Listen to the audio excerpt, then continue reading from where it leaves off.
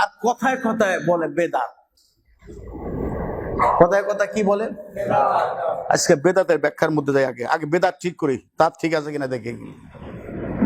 এখন বলেন বেদাত কাকে বলে? মা মানাল বেদাত। ইমাম নববী বেদাতের সংজ্ঞায় বলেন, আল বেদাতু কুল্লু শাইইন উমিলা আলা গায়রি মিসালিন সাবাক।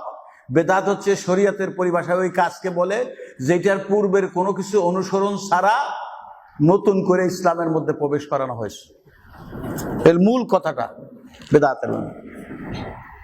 আল্লাহ নবী একদিন বক্তব্যের মধ্যে বললেন, খায়রুল কুরুনি কারনি, আমার সময় হচ্ছিল দুনিয়ার শ্রেষ্ঠ সময়। সুম্মাল্লাযিনা ইয়ালুনাহুম, তারপরে সাহাবায়ে কেরামদের সময়। সুম্মাল্লাযিনা ইয়ালুনাহুম, তারপরে তাদের পরে তাবেঈনদের সময়। কয় সময় বললো? এই 3 সময় হলো দুনিয়াতে শ্রেষ্ঠ। কার ব্যাখ্যায়? আল্লাহ নবীর। এই 3 সময়ের সময় হচ্ছে হলো 120 হিজরি। কত হিজরি? আল্লাহ নবীর সময়, সাহাবায়ে কেরামদের সময়, তাবেঈনদের সময়, সর্বশেষ তাবেঈন যে বেঁচে ছিল তার ইন্তেকাল হয়েছে 120 হিজরিতে। তো সুতরাং 120 হিজরির পরে ইসলামের মধ্যে যা দেখা যায় সবই বেদাত। সবই কি? বেদাত, নতুন ঢুকছে। এই যে কাবা ঘরের মধ্যে সোনার দরজা লাগাইছে, বেদাত। প্লেনে করে হজে যাওয়া, বেদাত।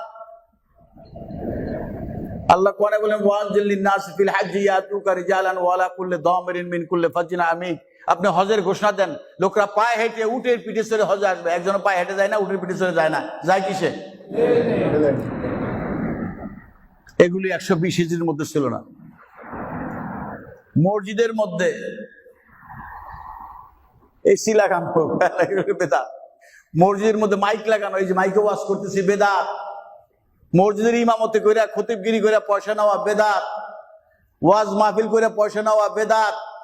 বুখারী শরীফের নামটা বেদাত, বুখারী শরীফ নামই বেদাত। মুসলিম শরীফ নাম বেদাত। 200 হিজরি পরে বুখারীর প্রকাশ হয়েছে। আর ইসলামের মূল ধারা চলছে 120 হিজরি পর্যন্ত। কত হিজরি? আল্লাহ নবীও জানে না ইমাম বুখারীকে। বুখারী শরীফ খতম কইরা হুজুররা ঠিক মতো পেট ভরে কাচ্চি বিরিয়ানি খাইয়ে পয়সা নিয়ে যাওয়া, বেদাত। মাদ্রাসায় চামড়া নেওয়া, বেদাত। বুখারী, মুসলিম, আবু দাউদ, তিরমিজি, ইবনে মাজাহ, বাজাবে, এই সমস্ত কিতাব পড়াইয়া পয়সা নেওয়া, বেদাত। এগুলি কোন রাসূলের জামানায় ছিল না, সাহাবায়ে কেরামদের জামানায় ছিল না। কোরআন শরীফের বিভিন্ন তাফসীর করা, বেদাত। এগুলি সব 120 হিজরির পরে বাইরেছে। কত হিজরি পরে? আলিয়া মাদ্রাসা, কাউমি মাদ্রাসা, বেদাত। জীবনে 3 চিল্লা, বছরে 1 চিল্লা, মাসে 3 দিন, সপ্তাহে 2 ঘাস রোজানা তালিম। মা বাপ ঘর বাড়ি ছাইরা, বউজুয়ান বউ ছাইরা চলে গেলে ঘরে গজব পড়ে যায় ঘরের মধ্যে, এটা বেদাত। এটা 1941 সালে শুরু হয়েছে। কত সালে? 1941-এ দিল্লির এক মৌলভী সাহেব, ইলিয়াস মৌলভী সাহেব, তিনি শুরু করলেন এটা। স্টার্টে 1941 সাল, 70-75 বছর আগে। এটা সেদিন ঘটনা। তা সব কিছু চললো, একজন আরেকজনে কয় বেদাত। নিজে বেদাতের মধ্যে খাইতেছে, মরতেছে, সে আবার আরেকজনে কয় বেদাত।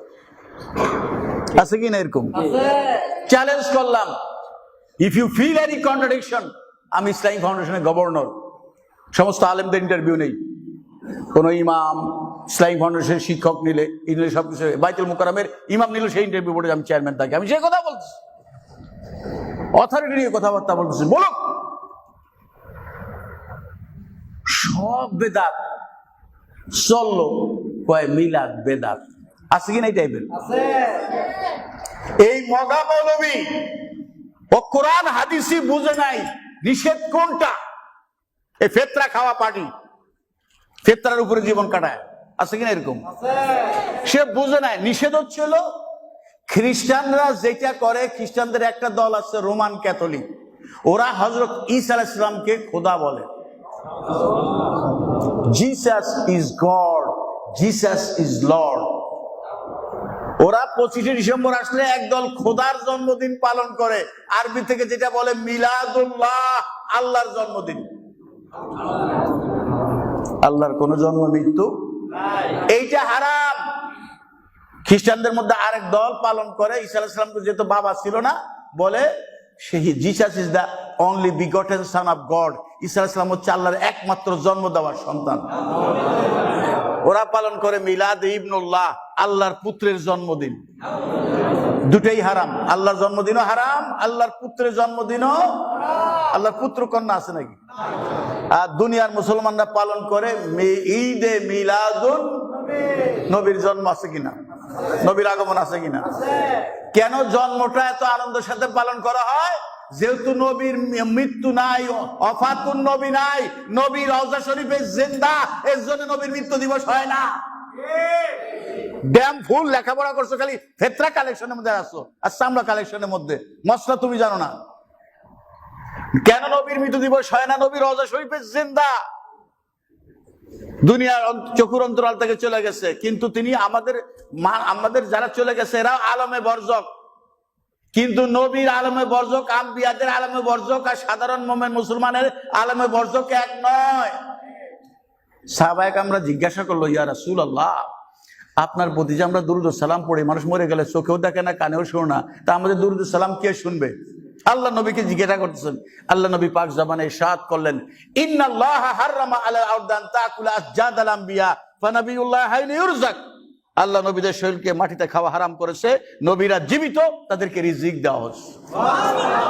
অন্যত্র আল্লাহ নবী বলেন, কেউ যদি মহব্বতে আমার দরবারে এসে আমাকে সালাম দেয়, সামাইতু ওয়াজিবতু আরিফতু, আমি নিজ কানে সালাম শুনি, আমি জবাব দেই, এবং কে আমাকে সালাম দেয় তাকে চিনি, তার বাবাকেও চিনি।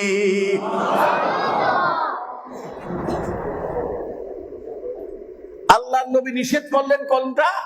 লা তাতুরনি কামা আতরাতিন নাসারা ইবনে মারইয়াম। খ্রিস্টানরা একদল আল্লাহ ঈসা আলাইহিস সালামকে আল্লাহ বানাইছে, আর একদল আল্লাহর পুত্র বানাইছে। খবরদার, প্রশংসার ক্ষেত্রে আমার উম্মতরা ওই রকম তোমরা করো না। পৃথিবীর একটি মুসলমানও পাওয়া যাবে না মুহাম্মদ রাসূলুল্লাহকে আল্লাহ বলে অথবা আল্লাহর পুত্র বলে। Have you got anywhere? কোথাও পাইছেন একজন মুসলমান? জোরে কথা বলেন বাবা। This is my own style কথাবার্তা বলার। যে শিক্ষক মানুষ শিক্ষকতা করে, যে কথাবার্তা বলে, পৃথিবীর মধ্যে একজন মুসলমান পাইছে যে মুসলমান মুহাম্মদ রাসূলুল্লাহকে আল্লাহ বলে অথবা আল্লাহর পুত্র বলে?